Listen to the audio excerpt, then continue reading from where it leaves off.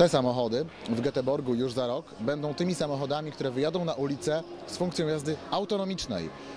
Około 100 samochodów trafi bezpośrednio do ruchu miejskiego z innymi samochodami, które na określonych odcinkach będą potrafiły poruszać się bez udziału kierowcy. Kierowca nadal będzie siedział za kierownicą, ale tak jakby uruchamiał tempomat, będzie włączał tryb jazdy autonomicznej. Nasuwa się samoczynnie pytanie, to czy potrzebne nam będą prawa jazdy? Tak, dlatego że Volvo ma pewną filozofię.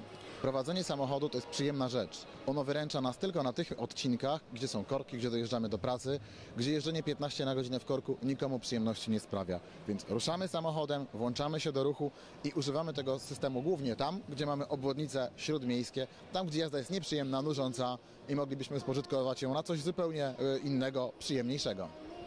A co w przypadku, kiedy dojdzie do jakiegoś wypadku? Kto odpowiada? Czy kierowca, czy producent, czy twórca systemu?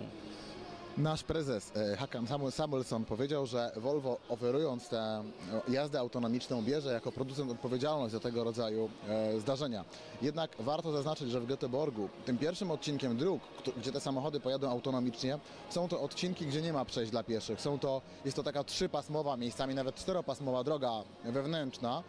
To jest taka, powiedziałbym, droga miejska szybkiego ruchu, gdzie samochody podążają w jednym kierunku, nie ma dzieci, przejść dla pieszych, więc tam ryzyko tego rodzaju kolizji jest praktycznie bliskie zeru.